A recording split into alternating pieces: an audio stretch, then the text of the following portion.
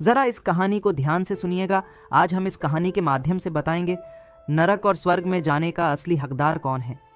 एक बुजुर्ग महिला की मृत्यु हो गई। यमराज उसे लेने आए। महिला ने यमराज से पूछा, आप मुझे स्वर्ग ले जाएंगे या नरक?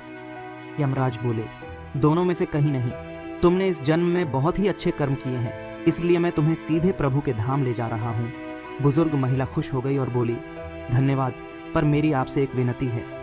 मैंने यहाँ धरती पर सबसे स्वर्ग नरक के बारे में सुना है। मैं एक बार इन दोनों जगहों को देखना चाहती हूँ।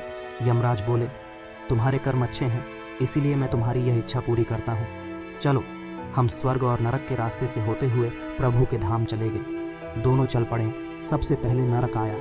नरक में बुजुर्ग महिला ने जोर जोर से लोगों के रोने की आवाज़ सुनी।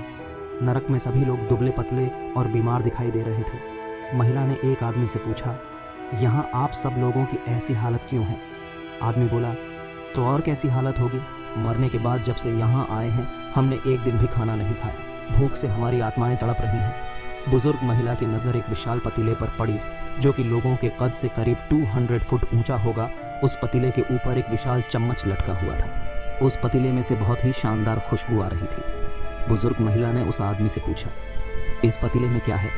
आदमी मायूस होकर बोला, ये पतीला बहुत ही स्वादिष्ट खीर से हर समय भरा रहता है। बुजुर्ग महिला ने हैरानी से पूछा, इसमें खीर है, तो आप लोग पेट भर के ये खीर खाते क्यों नहीं? भूख से क्यों तड़प रहे हैं? आदमी रो रो कर बोलने लगा, कैसे खाएं? ये पतीला 200 फीट ऊंचा है। हम में से कोई भी उस पतीले तक नहीं पहुंच पाता। बुजुर्ग महिला को उन पर तरस आ गया। सोचने लगी, बेचारे खीर का पतीला होते हुए भी भूख से बेहाल हैं। शायद ईश्वर ने इन्हें यही दंड दिया होगा। यमराज बुजुर्ग महिला से बोले, चलो, हमें देर हो रही है। दोनों चल पड़े। कुछ दूर चलने पर स्वर्ग आया। वहां पर बुजुर्ग महिला को सबकी हंसने खिलखिलाने की आवाज सुनाई दी। सब लोग बहुत खुश दिखाई दे रहे थे। उनको खुश देखकर बुजुर्ग महिला भी बहुत खुश हो गई। पर वहां स्वर्ग में भी बुजुर्ग महिला की नजर वैसे ही 200 फुट ऊंचे पतीले पर पड़ी जैसा नरक में था। उसके ऊपर भी वैसा ही चम्मच लटका हुआ था। बुजुर्ग महिला ने वहां लोगों से पूछा, इस पतीले में क्या है? स्वर्ग के लोग बोले, इसमें बहुत स्वादिष्ट खीर है। बुजुर्ग महिला हैरान हो गई। उनसे बोली, पर यह पतीला तो 200 फीट ऊंचा है। आप लोग तो इस तक पहुंच ही नहीं पाते होगे। उस हिसाब से तो आप लोगों को खाना मिलता ही नहीं होगा। आप लोग भूख से बेहाल हो गए। पर मुझे तो आप सभी इतने खुश लग रहे हो, ऐसे कैसे? लोग बोले, हम तो सभी लोग इस पतीले में से पेट भर के खीर खाते हैं। महिला बोली, पर कैसे?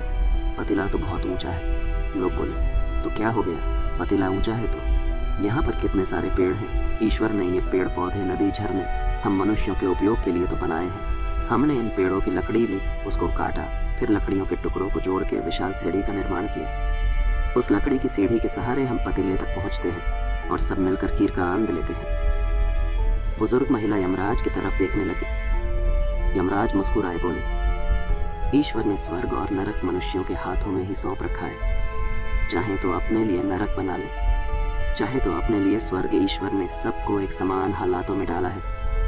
उसके लिए उसके सभी बच्चे एक समान हैं। वो किसी से भेदभाव नहीं करते। वहाँ नरक में भी पेड़ पौधे सब थे, पर वो लोग खुद ही आलसी हैं। उन्हें खीर हाथ में चाहिए। वो कोई कर्म नहीं करना चाहते, कोई मेहनत नहीं करना चाहता, इसलिए सब भूख से बेहाल हैं।